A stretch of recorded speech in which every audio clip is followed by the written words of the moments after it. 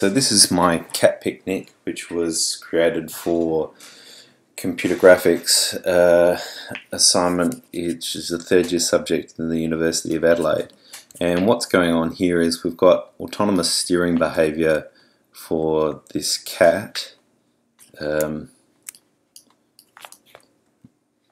and the cat has an imaginary circle in front of it which it chooses a point on that circle for a displacement vector. So it's always going to keep moving forward or in the direction that it was last walking, and then it will have a displacement offset to say whether it's going to be turning left or turning right.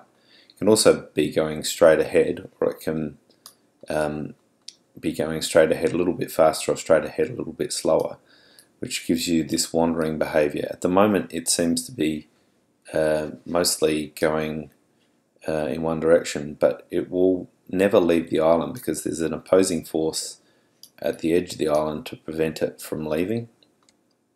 So if we go off the edge of the island, we can have a look at the water. Now the water uses an algorithm for bumping the surface and then looking up the sky map that you can see in the distance. So the people that you see sitting on the edge of the water are actually on the skybox. There's no physical geometry there, so I can keep going in that direction infinitely and never reach the water, never reach the bank.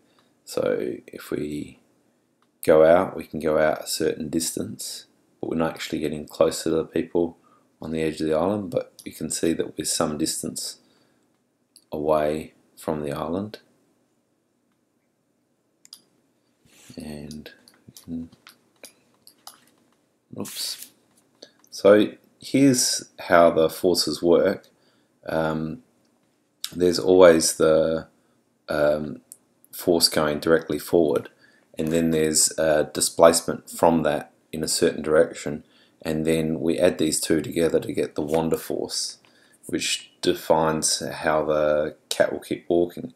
Additionally, there's another force on the edge of the island which is opposing walking off the edge of the island, which just adds into these forces to keep it moved back in, so it will always turn away from the edge of the island.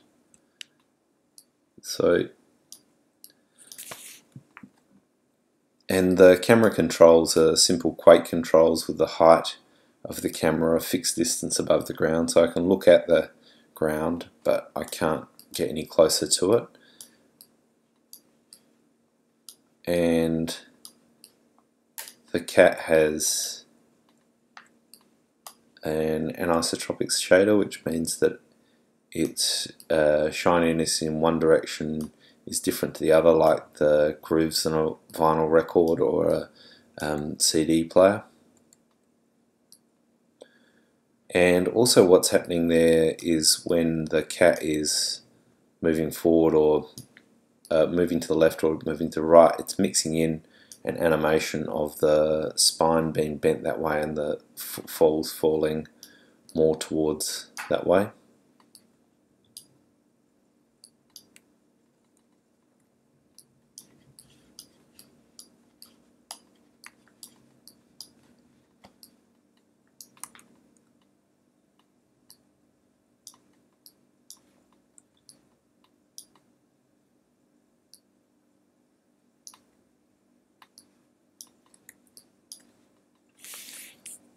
So there we are.